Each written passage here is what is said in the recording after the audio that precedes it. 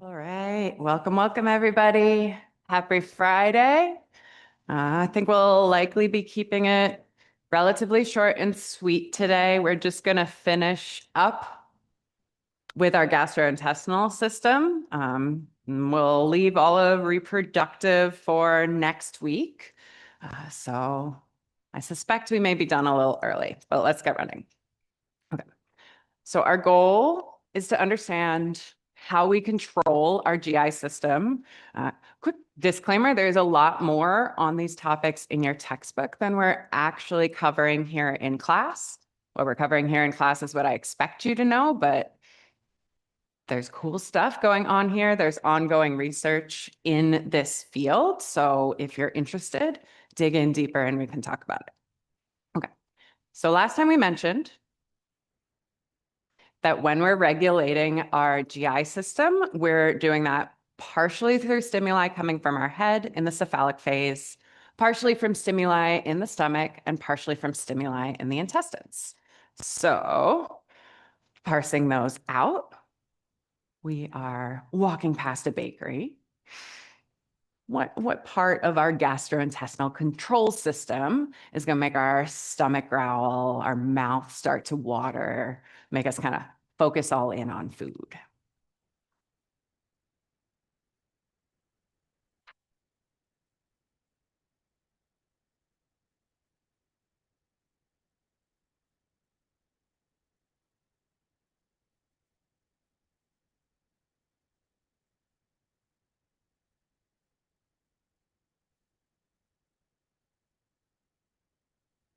Okay, let's take a look. Okay, great. Yeah, this is sights, smells, probably not sounds for food, but you hear someone crunching and you like that and it doesn't bother you, maybe. All right, this is all going to be cephalic phase stimuli. Okay. So that's what's going to start out our digestive process. So if we think about as we start to actually eat food, what is this potentially going to do? We can start by thinking about our mouth and the saliva we're producing from that parotid submandibular sublingual salivary glands, right? So once we actually have food in our mouth, right, if we're still in our heads, still going to be kind of cephalic phase, we got taste, we got texture of food. We're feeling that through mechanoreceptors. So mechano, like mechanical, chemoreceptors are tasting the flavors, they're tasting the different chemicals. And we're going to relay this sensory information up to our brainstem. So this is going to go to the salivary center in the medulla, which is where we're getting our autonomic nervous system involved. So on the previous slide, breaking out the three phases, it does mention long and short reflexes. There is a section in your book explaining those, but I realize we don't actually have that figure in the slides. Basically, if it's going to your brain and you have the autonomic nervous system involved, that's our long reflex. If we've got local kind of control, that's the short reflex part. Because remember, we do have basically nervous plexus embedded kind of in the wall of the GI tract. So we have a whole enteric nervous system is how we refer to it, embedded in the walls of the organs of the abdomen. So sometimes we don't have to go all the way up to the brain to actually send a signal and change things. Okay, but we do have a salivary center with this autonomic function. Okay, so we're getting input from mouth, eyes, nose, going also to the cerebral cortex, so other parts of your brain as well. It's not all exclusively brainstem, but the big picture is we're going to stimulate saliva secretion. Okay, so linking this up with our parts of the autonomic nervous system, remember that parasympathetics are our rest and digest. They're coming from cranial nerves and some sacral nerves. Sympathetic activation means fight or flight. That's from our thoracic and first two lumbar levels. Okay. So you actually do stimulate saliva with both branches. So both the parasympathetics and the sympathetics will make you salivate. But the saliva is going to have different properties depending on which. Okay. So parasympathetic rest and digest, right, is going to be a little more involved with the processes we're thinking about in this unit. When we have this parasympathetic innervation, we're going to have a lot of saliva. It's going to be watery, right? So just to make it a lot, you can understand why it might be watery, right? Like what can we fast put into saliva? It's probably water, right? That's one thing. The other way you can kind of remember that part is having extra water in the saliva, having more of it is going to help lubricate it as you try to swallow, right? It's not fun to try to swallow some super dry crackers when your mouth is dry, right? So parasympathetic activation, high quantity of watery saliva. Sympathetic activation, you still make saliva, but in this case, it's going to be really concentrated. So it's going to be kind of protein rich. It's going to be lower volume. It's going to be kind of viscous. So it's going to be kind of thick. So this is part of why your mouth can feel like really dry when you're nervous, even if you can feel that there actually is saliva in your mouth. When we have this sympathetic fight or flight response, that saliva has different properties. So it's going to feel different in addition to there being less of it. Okay. So we're swallowing our food, right? We produce the saliva, swallowed it down our pharynx, esophagus, and now we're hitting the stomach, okay? So now we're going to need to release acid and we're going to need to release pepsinogen, right? So pepsinogen is going to get activated by the acid, turn into pepsin, and let us start to break down proteins, right? That's one of the big reasons we're doing this. Okay. So both acid and pepsinogen basically have the same triggers for their release because they need to work in conjunction in order to actually break stuff down, right? We need the acid to activate the pepsinogen. So we're going to use our parasympathetic nervous system for that, right? Because that's all our rest and digest functions. So this is the digest piece, right? And this is why it's important that our vagus nerve is so long, right? Because that's doing parasympathetics kind of throughout our body. It goes down to about like here, okay? We also have hormone gastrin that helps us know to release acid and pepsinogen. And actually, histamine is released locally. So we usually think about that when we think about allergies or when we think about swelling, but this is actually also involved in this digestive process in the stomach. So it says paracrine, indicating this is giving us kind of a local signal here. Okay. So control of that acid and pepsinogen release, right? We know the nerves and hormones involved, parasympathetics, right? So we're coming from parasympathetic nerves, coming from the brain. We're definitely going to have a long reflex loop. And it shouldn't be surprising that this is going to get kicked off during the cephalic phase regulation. We're going to start to produce that acid and pepsinogen a little bit early so that by the time the food actually reaches your stomach, we're ready to go, right? If we waited till you had protein in your stomach to release acid and pepsinogen, it'd be a bit more of a time lag. It's more efficient to make sure that we're kind of timing this so that your stomach is prepared to digest food when it hits. So all the things you expect: seeing food, tasting food, smelling food, and those mechanoreceptors that you're actually feeling the physical feel of chewing and salivating, or chewing and swallowing. Salivating is probably what I was trying to say, is all giving us a signal to that brainstem, activating the parasympathetic nervous system and stimulating this acid and pepsinogen release, kind of through also stimulating the hormone gastrin to be released. So if we look at a flowchart from our book, we got our initial stimulus here, this cephalic phase control piece, seeing food, smelling food, tasting food. Here we see our parasympathetic activity. The G cells are down by the stomach. They're releasing gastrin locally, which also gets into the plasma and helps the parietal and chief cells know it's time to release acid and pepsinogen. But we also do directly just have parasympathetics going there as well. Okay. Now, it's not just your head that's controlling this release of acid and pepsinogen. We also have gastric phase regulation here, right? So we're also going to get signals once the food hits your stomach, right? We're trying to get signals kind of all along the way, right? We want to get signals when you're looking at food, when it's in your stomach, and we also are going to want to know when it leaves the stomach. Okay.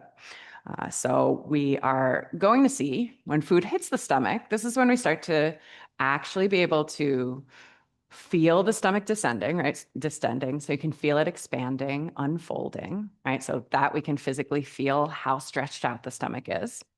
And we also have receptors that are going to be able to sense, okay, we have some proteins here. Okay, we have some peptides and amino acids here, these products of breaking down those proteins.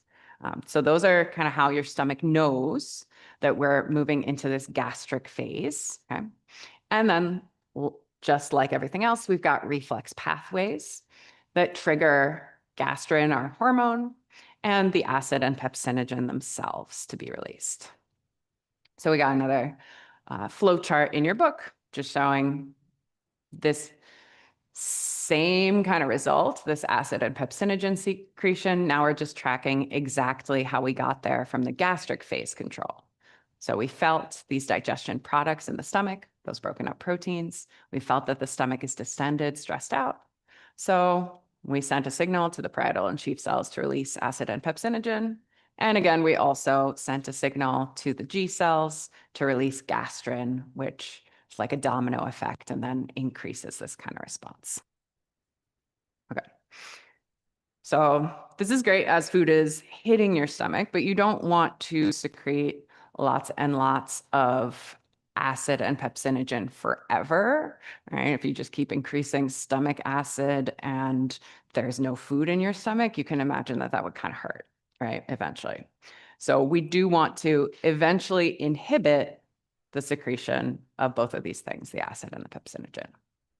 So some of that control telling us to stop producing these is going to be coming from signals from your stomach. So some gastric phase inhibition here. But primarily what that is that we're just like relieving the stimulus, right? Your stomach isn't descended anymore, right? And we notice that the contents of the stomach is changing, right? Like acidity is starting to go up because that acid is starting to build up. So those are going to both be signals for inhibiting the acid and pepsinogen a little bit. And the big thing that's new here, right, is as the food is leaving your stomach, it's going somewhere. Where is it going? To your small intestine, specifically to the duodenum. Okay. So we can also sense the properties of the chyme, the food that's in your duodenum after it leaves the stomach.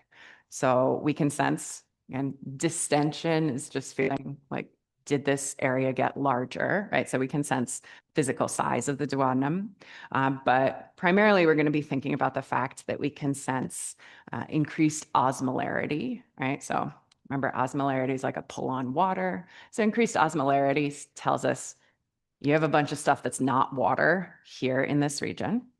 And then we can also specifically sense fats and acids in the duodenum. So the fats will have mostly passed through your stomach. We didn't do all that much digestion of the fats yet. Side note, but like a little can happen in your mouth, but not much is going on in the stomach with those fats.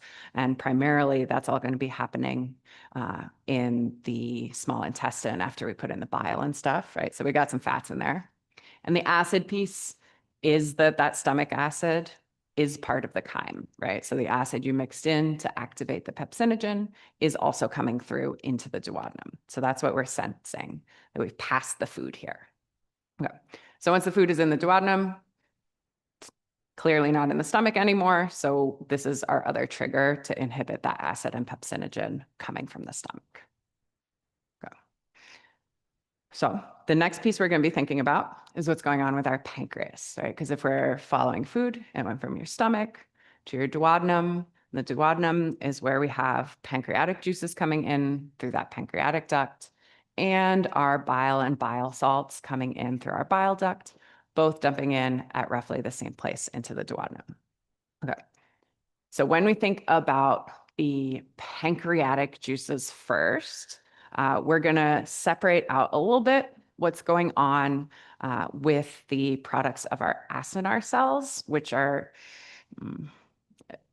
shorthand. I would mainly think about them producing the enzymes, right? We know we have proteases, we know we have pancreatic amylase, we know we're getting lipase here from the pancreas. So those are coming from the acinar cells, but it's not going to be like the bulk of the volume of the secretions of your pancreas, even though these enzymes are super important. Most of the actual volume of the pancreatic juice that's going to go into your duodenum is coming from the duct cells.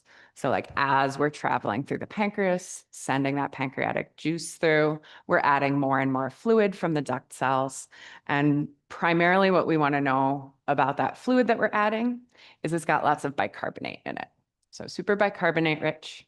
And that's going to be important because we know we've got this stomach acid that's now in the duodenum. We got to neutralize it. Okay. So the two things that we're tracking here for the control of those enzymes and the bicarbonate are looking at CCK, which I think is cholecystokinin. I'm not going to expect you to know the name. And CCK is good, abbreviation. And we're going to be tracking secretin. Okay. So basically you can think of these essentially as hormones, right? So we're going to be regulating enzymes for digesting our macromolecules separately from regulating bicarbonate to neutralize the acid. In normal everyday life, you'll often find that these two things are kind of happening at the same time in parallel, but technically we've got separate processes for each of them. Okay. So we're going to be using the CCK specifically for the enzyme piece. Right, so it's going to go tell the acinar cells in the pancreas that it's time to release all those proteases, the amylase, the lipase, right? That's its main job. And jumping down, the main job of secretin is to secrete the bicarbonate. So its main job is it's telling the duct cells, okay, we got to neutralize some acid, make bicarbonate. I'm sorry, I'm jumping back and forth, but I'm trying to tell you these things in an order that I think it'll be easier to remember them in, right? So the big headline is the larger text here, but they do have secondary effects, right? So basically, they work to amplify each other a little bit, right? So CCK is mainly telling us make a bunch of enzymes, but it's got a little bit of effect on the bicarbonate. And the other thing it does is it makes secretin more effective, basically. That's kind of what we mean when we say potentiate.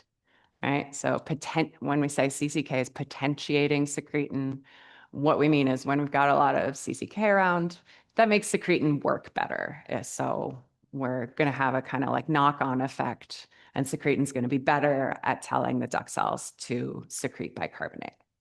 So I recommend remembering their primary role first, and then knowing that each of them is a little bit of a small stimulus for the opposite thing, and both of them potentiate the opposite one. So if you have both of them together, they're talking to each other saying yes, yes, yes, making them both more effective.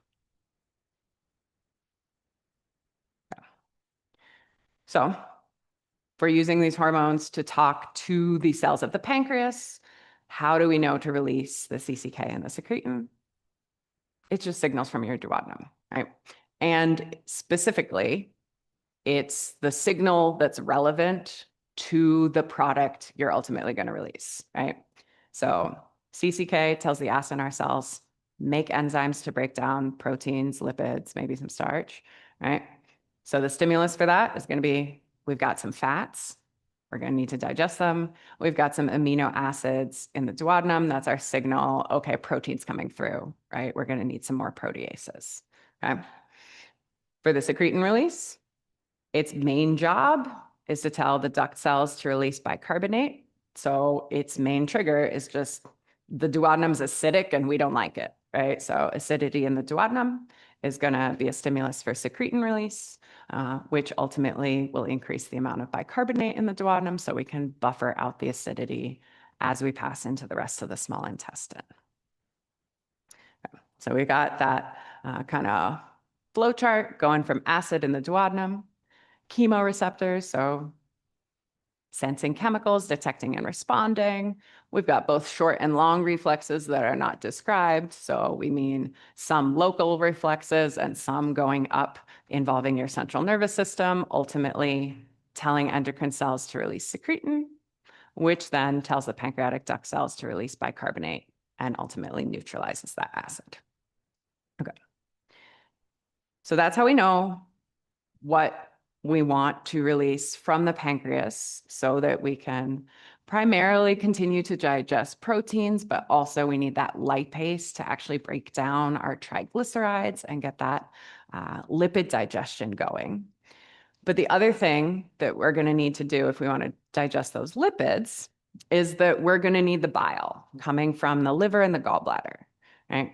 So in the bile, that's where we get the bile salts. And we know we need those bile salts to emulsify our fats, right? So basically to break up our big fat globules. Okay. So it's still secretin and CCK that do that. Basically, secretin, as it's telling the pancreas to make bicarbonate-rich fluid, it's also telling the liver to make a bunch of bile, right? Just that's what it's doing for the liver. Ooh, wrong hand. Okay. CCK is talking to the gallbladder, right? So they split up the two organs basically here. Secretin's talking to the liver, release bile. CCK is stimulating the gallbladder to contract because the gallbladder is just like storing extra bile, right? So once we're ready to digest some lipids, we got to squeeze it like a balloon so that that extra bile actually goes into your small intestine. So CCK tells the gallbladder to contract, and it also tells the sphincter of Oddi, which is the sphincter that's blocking the bile and the pancreatic juice from entering the duodenum, to relax, right? So we relax this hole so that the bile can actually get into the small intestine.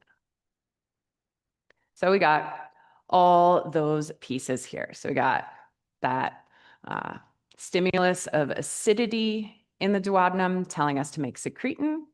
That's going to create this extra bile secretion. We got the protein products and some fats that tell us to release CCK. That tells the gallbladder contract and the sphincter of Oddi to relax. And ultimately, that means we're going to have bile in the duodenum. So the bile also does have bicarbonate in it. So that's going to help us neutralize some acid. And then the other super important piece of the bile that we've spent a bit more time focusing on are those bile salts, which are emulsifying our fats. Okay. So the very final piece we want to know for today is about how the GI tract moves, right? So when we say gastrointestinal motility, when you swallow food, you need this pipe to be pulling and pushing and squeezing in order to actually get the food to travel through it, right? We got gravity for a while if you're standing, but one, you don't only eat when you're standing, and two, you've seen how swirled up the intestines are, right? Like gravity would not help you get through all those pieces of the small intestine. So we have to be able to control GI motility. We need the GI tract to actually move its muscles. Most of this is coming from our outer layers of the muscle. So here we see the layer with the muscularis externa. Okay, so remember that was one of the layers of the GI tract itself. And remember that we have some circular muscle here, right? So we're thinking sphincters, we're thinking muscles going like all the way around. And we also have longitudinal muscle, so going lengthwise across the whole intestine, okay? We're going to use both of them to mix together stuff in our GI tract and to move it forward. Okay. So when we think about these two pieces, peristalsis and segmentation, peristalsis is going to be the one moving food forward, right? So if you think watching a snake swallow something and a giant like lump where the mouse is or something moving down the body of a snake, that's the peristalsis piece. Segmentation is going to be mixing stuff up, right? So it's like actually important for we think more about like the stomach churning, but it's important for contents to keep getting mixed as you go through the small intestine, because a lot of the enzymes that we're using for digestion are like embedded in the walls of that brush border, right? And we need to actually absorb those digested nutrients across the wall of the intestine so that we can get stuff into the blood. So it's important to mix stuff around so everything has a chance to like bump into the edges. So this is all controlled by a sort of basic electrical rhythm. So just like we talked about, the heart has pacemaker cells and electricity. We know that smooth muscle can also have some kind of intrinsic electrical rhythm. We're not going to go into any details on that, but that's a little bit of where these waves of contractions are coming from. Okay, so here we're looking at peristalsis. The way I like to think about this is like, if you had a hoodie string that in the laundry got like sucked up into the hole and you're trying to move it forward, right? That's what we're doing in peristalsis, right? So we're trying to move through the intestine. Okay. So that means we need to control both like what's behind the food and what's in front of the food. So behind the food, behind our bolus or behind our chyme, we're going to have our circular muscle contracting, right? So we're squeezing down. So that means we're not going to have the food move backwards, right? And maybe depending exactly where it was located, that could push it forward a little bit. Also behind the food in that proximal segment, the longitudinal muscles, so the lengthwise ones, are going to relax, okay? Overall, this is creating this kind of pinching, this decreased diameter behind the food that we're trying to move. And the distal segment, so you want to think in front of the food, we want to make that big and wide, right? We want to make it easy for food to move through. So we're going to relax our circular muscle, increasing that diameter. And the other thing we're going to do is we're going to try to like scrunch down the tube towards our food, right? So that any movement forward gets you farther.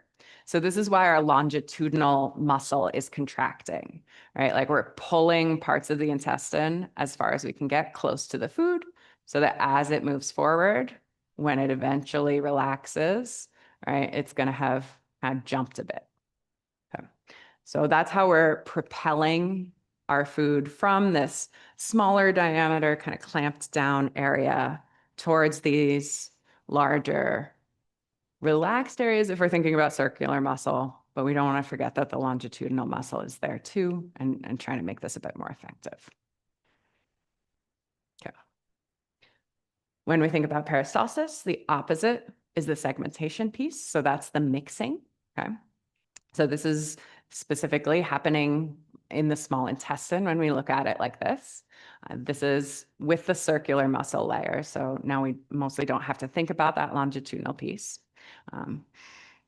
You've seen how the intestine, kind of like you can even imagine, it looks sometimes like it has little segments, right? So we're going to imagine food of different consistencies, right? So we got our red ball and our yellow ball here. So two different types of food, or some more of it digested, some of it less digested.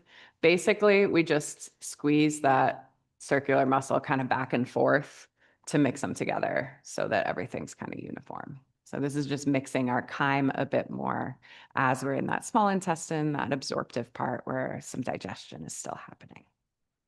Okay. Yeah. So we are done a bit early for today because I think we'll just put all of reproductive together into next week.